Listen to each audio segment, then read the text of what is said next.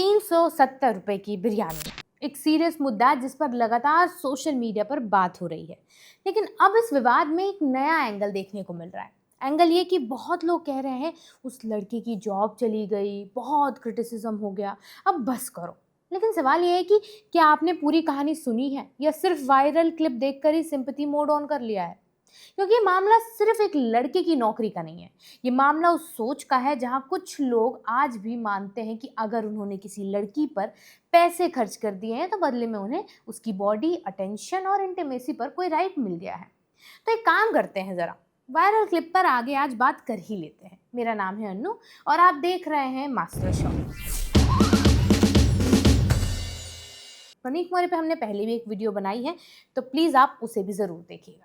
आज के वीडियो पे बात करते हैं। प्रनीत मोरे के गुरुग्राम क्राउड वर्क शो में एक 23-24 साल का लड़का वेब डेवलपर था जो ऑडियंस को अपनी कहानी सुनाता है। वो बताता है कि वो एक लड़की से मिला, बात हुई, फिर वे मिले। उसने दावा किया कि लड़की ने ₹370 की बिरयानी खाई जिसका पैसा उसने दिया था। अब यहाँ तक बात नॉर्मल लग सकती थी। कोई किसी को ट्रीट दे सकता है, कोई किसी के साथ टाइम स्पेंड कर लेता है, इसमें कोई इशू नहीं है। लेकिन प्रॉब्लम भी यहीं पर शुरू हो जाती है जब आगे बात बढ़ती है। उसके दिमाग में ये ₹370 की बिरयानी कोई सिंपल फूड बिल नहीं था।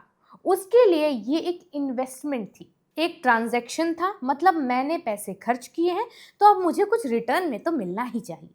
और ये रिटर्न क्या था? लड़की का शरीर। यही वो घटिया एंटाइटलमेंट है जिसे सोसाइटी में बहुत कैजुअल तरीके से नॉर्मलाइज कर दिया गया है। मैंने उसे डिनर कराया, मैं उसे घर छोड़ने गया, मैंने गिफ्ट्स दिए, मैं अच्छा लड़का हूँ। तो क्या क्या ये सब किसी इंसान के कंसेंट खरीदने का लाइसेंस है क्या? बिल्कुल भी नहीं है। ₹370 की बिरयानी कोई रिलेशनशिप कॉन्ट्रैक्ट नहीं होता। बिरयानी ट्रीट थी, परमिशन स्लिप नहीं थी। समझिए इस बात को। वो आदमी आगे बताता है कि वो दोनों पार्क में गए, वहाँ उसने लड़की को टच करने की कोशिश की, लड़की ने किस के लिए मना किया, लेकिन वो रुका नहीं, उसने पुश किया, फिर वो किस करते हैं। और उसके बाद वो कहता है मज़ा नहीं आ रहा था। ज़रा इस लाइन को दोबारा सुनिए, मज़ा नहीं आ रहा था। मतलब किस भी उसके लिए इनफ नहीं थी, क्योंकि उसकी पूरी कहानी लड़की के कंफर्ट, इच्छा या बाउंड्री के बारे में थी ही नहीं। पूरी स्टोरी सिर्फ उस लड़के की चाहत के बारे में थी। उसे क्या चाहिए था, उसे क्या फील हो रहा है, उसे क्या मज़ा आ रहा है या नहीं। लड़की इस पूरी कहानी में एक इंसान की तरह मौजूद ही नहीं थी।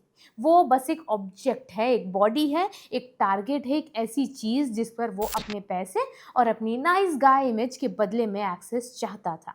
और फिर वो माइक पर बोलता है कि उसने उसकी लेगिंग्स में हाथ डाला। ये सेंटेंस बोलना भी कितना डिस्गस्टिंग है।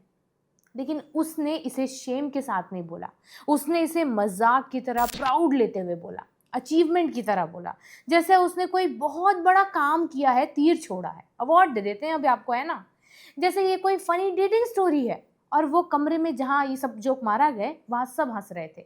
ये सबसे डरावनी बात है, क्योंकि उस स्टेज पर सिर्फ एक आदमी की घटिया सोच एक्सपोज नहीं हुई है, उस रूम की कलेक्टिव सोच भी एक्सपोज हुई है। भले ही वहाँ लड़के बैठे हों या लड़कियाँ, लोग हंसे, चीयर किया, होस्ट ने उसे तुरंत शट डाउन भी नहीं किया। कोई ये नहीं बोला कि भाई ये फनी नहीं है, ये तो डिस्टर्बिंग है। कॉमेडी रूम अनप्रेडिक्टेबल होता है, ये बात सबको पता है। क्राउड वर्क में कुछ लोग कुछ भी बोल सकते हैं, ये भी सही है।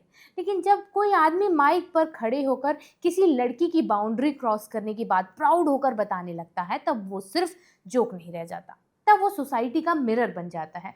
और उस मोमेंट में जिम्मेदारी सिर्फ उस आदमी की नहीं थी, जिम्मेदारी उस रूम की थी, और सबसे ज़्यादा उस होस्ट की थी, यानी कि प्रनीत मोरे की।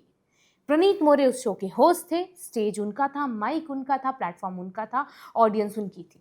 और जब वो आदमी अपनी स्टोरी सुनाता है तो उसे रोकने के बजाय उसे प्राइज मनी दिया जाता है, उसे शो सक्सेसफुल बनाने का क्रेडिट दिया गया।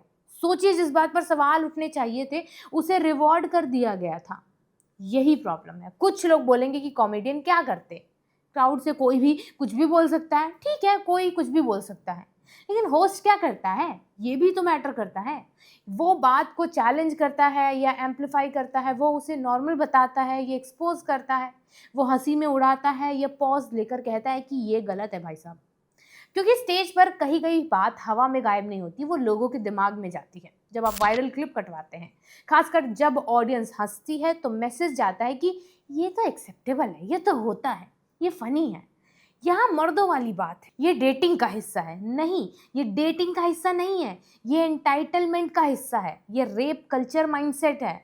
रेप कल्चर का मतलब सिर्फ क्राइम नहीं होता है, इसका मतलब वो माहौल है जहाँ किसी की बाउंड्री को जोक बना दिया जाता है, जहाँ ना को नेगोशिएशन समझ लिया जाता है, जहाँ लड़की की बॉडी पर एक्सेस पाने को अचीवमेंट माना जाता है, जहाँ पैसा खर्च करने के बाद इंटीमेसी की उम्मीद को नॉर्मल बना दिया जाता है। और यही इस पूरी कंट्रोवर्सी का सबसे डिस्गस्टिंग हिस्सा भी बना है। लड़का बताता है कि उसने पैसे खर्च किए, उसने ट्राई किया, उसने पुश किया, उसने टच किया, लेकिन एक बार भी उसकी कहानी में ये नहीं आता कि लड़की कंफर्टेबल थी या नहीं थी, वो चाहती थी या नहीं थी, उसका मज़ा नहीं आ रहा था। इम्पॉर्टेंट होता है उसका ईगो, इम्पॉर्टेंट होता है उसका पैसा, इम्पॉर्टेंट होता है।